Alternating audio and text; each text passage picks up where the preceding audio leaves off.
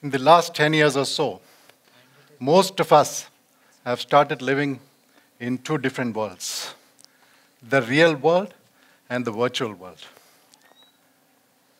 In the real world, just this week, a man-made probe has reached a comet. In the virtual world, last week, I noticed that in one of the Facebook groups that I belong to, one of my school teachers had passed away, and there were 14 likes on that message.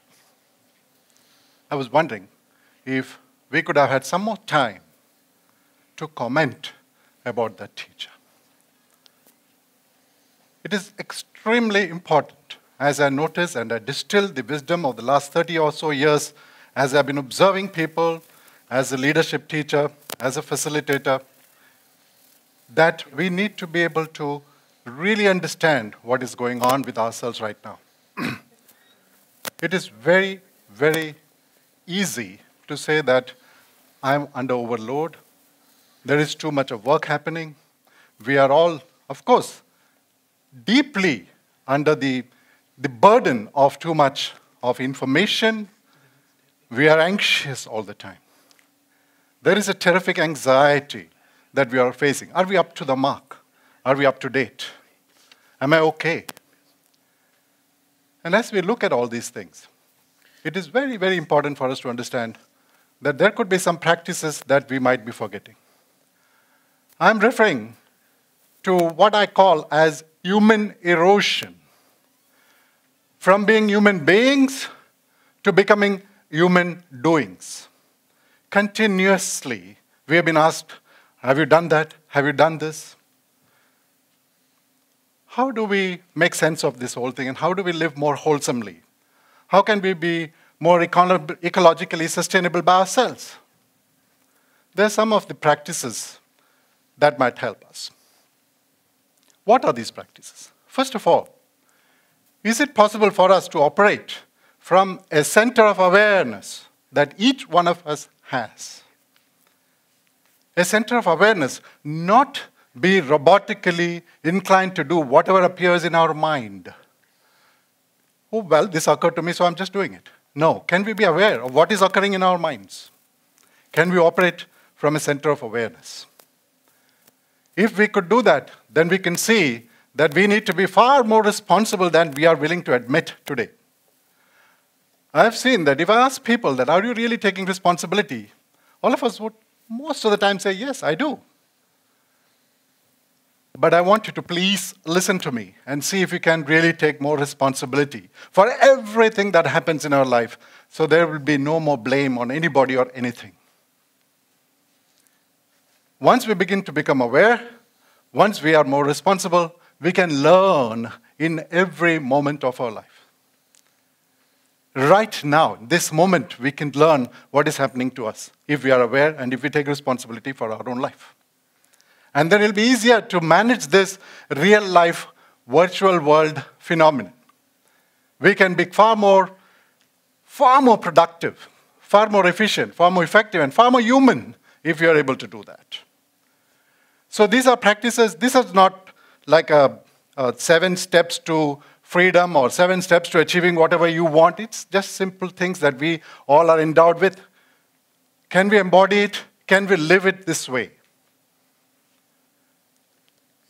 As we go further, we need to be able to look at our problems and be able to imagine things.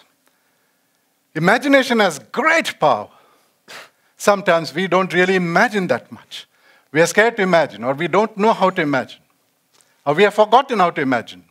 We are so busy. We are so hyperactive. We have no time for anything whatsoever. Could we imagine a new life? Could we imagine something really amazing? Could we imagine something beyond all frontiers? And then having imagined that, designing it, creating it in our minds, maybe in our groups of people, in our communities, we could practice these things. And once we design it, can we prototype it? Can we have micro-world workings of this to just see what works, what's not working, to get some feedback, to change it, to redesign it, to refine it, to make it better? And if we are able to do this, and if we are able to also remember that always we are in systems. Right now, there is a system happening here right now. We are always navigating in system. We always find ourselves in systems. If we have some kind of systemic awareness, how to fit into a system, how to leverage the system in which we are, how to enjoy being in that system, how to do what is the best that motivates the system, that keeps the system working, how to look at the interdependencies in systems, what is working, what can be improved. If we could do this, immediately, the happiness living quotient in our life can be much, much better. I've observed that a lot of people enter into organizations and just don't pay any attention to the system, the business, the industry, the markets, and the current problems that organization is facing, and they just tend to put it on all their bosses or on their teams or their subordinates. If they had some kind of system intelligence that they could bring in so that they could use it to really empower themselves, to enable themselves. If we move into systems with some intelligence, we are going to be really, really evolving ourselves into greater human beings every moment. It's very important. As you just reflect on these things, it is necessary to please listen to these aspects of life. And when we are in a system, and when we are able to do and look at all these things, we are going to be finally able to look at our fellow men and to be able to dialogue with them. It's not about using our minds as weapons, but to use it as a tool together, to see if we could produce something together, to collaborate. And collaboration requires that we can sort of fit in with each other. Could we listen to each other in a way that is really syncing up your brain and your feelings and your emotions and your entire life with mine as I speak right now? Could you be fully present for that? There are hundreds and thousands of books written on listening. And almost all of us get the opportunity to learn things like active listening and so on throughout our life. We are lucky people. And yet, if we really ask ourselves, how do I really listen to people? There might be some different answers that come up. I also find that if we are going to be able to become aware, if we are going to be able to practice taking responsibility for ourselves in every moment of our life, if we are going to be able to really deeply learn in each and every moment of our life, if we could go into our life with systemic awareness, using systemic lenses to understand what is happening in this system, if we are going to be able to design our way, if we are going to use our imagination, if we are going to be able to dialogue, which is to ask questions, which is to really advocate and inquire together at the same time, deeply, lovingly. And if we are going to get somebody who can mentor us, to coach us, I think life is going to be exponentially different for each one of us. And it might be very easy for us to manage this great overload of life. Sometimes the unbearable anxiety that happens to us. About 30 odd years ago, my mother, who was suffering from 10 years of relentless cough, undiagnosed, was in a hospital, and she finally met a doctor who could diagnose her illness. My mother comes from a very interior village in Kerala. And she was listening to this man, and he said, okay, ma'am, you have so-and-so disease. This will require some treatment. We don't even know whether this treatment will work. I don't know of any other patient in our country who has this illness. I am one of the few specialists who is doing the treatment for these kind of things. There are at least 40 known side effects for these medicines, and there are many unknown complications for this treatment. Decide if you want to take this treatment. And there is absolutely no guarantee that, forget about it being cured, but there will not even be a guarantee that you will even feel relieved. Would you like to try this? And she just smiled and said yes. And we went back. It was a course of 15 days or 20 days. I don't recall exactly. And then we had a follow-up. And she had not improved at all, but she had worsened because of the side effects. I was the one looking after her. I was a caregiver, and I know what all happened to her body. But when we went back to the doctor, and the doctor asked me, "Madam, would you really like to continue with this medicine?" She said yes. She just nodded. And she continued. And as far as I remember now, she continued for about 3 months. At the end of that period, the doctor said, "I'm sorry, I cannot continue this treatment. It's not helping you in any way, and I can't make you suffer like this. I'm sorry, I won't be able to give you these drugs anymore." But he was a curious man, and he kept on asking my father, "Will you please check with her why she's suffering so much? Why is she ready to take all this suffering?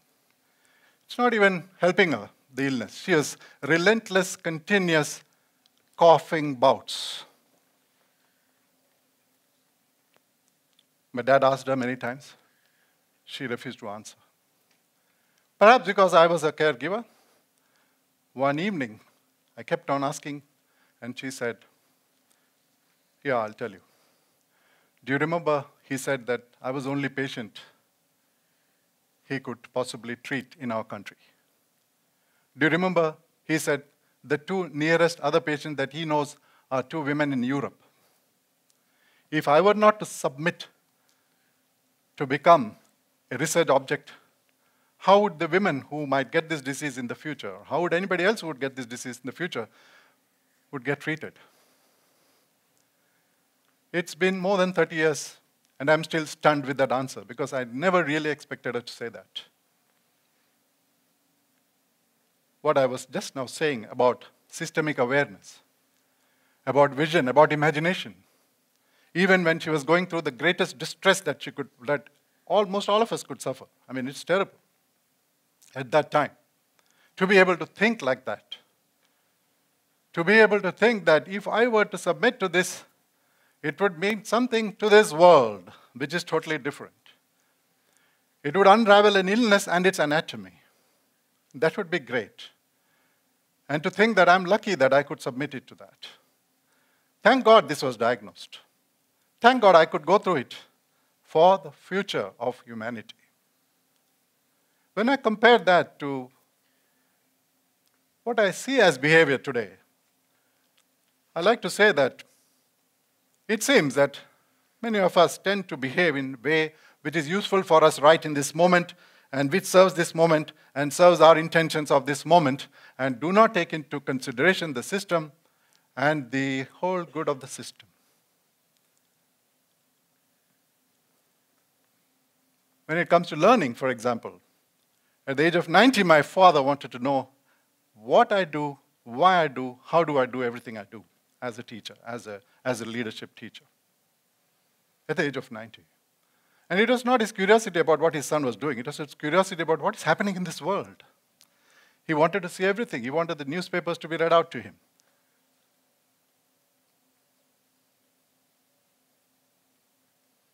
What is important in what I'm saying? Most of us would have heard these kind of things before. Well, systemic awareness, we need to listen to each other, we need to communicate, we need to be able to inquire into each other, we need to sort of tightly couple with each other, one another. This would be great ways of forming community and practices. We need to understand the context and purpose of people. We need to understand content and process. We have all heard this. The point is that how much of it do we really embody, and how are we becoming those kinds of human beings who are practicing out all the time? And that is where I think makes a phenomenal difference. It is one thing to know all these things, one thing to be able to speak about it, not necessarily even in a shallow way, but even deeply knowing it and wanting to do it and then not being able to do it consistently, continuously, 24/7. The request is, the invitation is for us to really take this up and say, yes, I'm going to be aware. It's great to be systemically aware. I'm going to really dialogue. I'm going to listen, I'm going to learn, I'm going to take responsibility. I'm going to design solutions for the problems that I come up. I'm going to prototype them. I'm going to see what is going to happen. And this is the way of life that I'm going to do. How would that be? And if we were able to do that, and if we were able to really see the benefits of that, how would it be if we were to be able to think that right up to the last man standing on this planet, can we take this to them? Can we take it to the common man? It's no longer about literacy or numeracy. I don't know what to call this, but to take this set of practices that most of us know intuitively, to be able to take it to each and every human being in this world, so that there could be real awesome change in this world. So people will learn to look at one another differently, to learn to look at one another as completely human, totally alive, not as human doings. If here itself we could see the merit of it and start designing a way in which we could take these practices to each and every human being who would want to learn this, it would be wonderful. Thank you.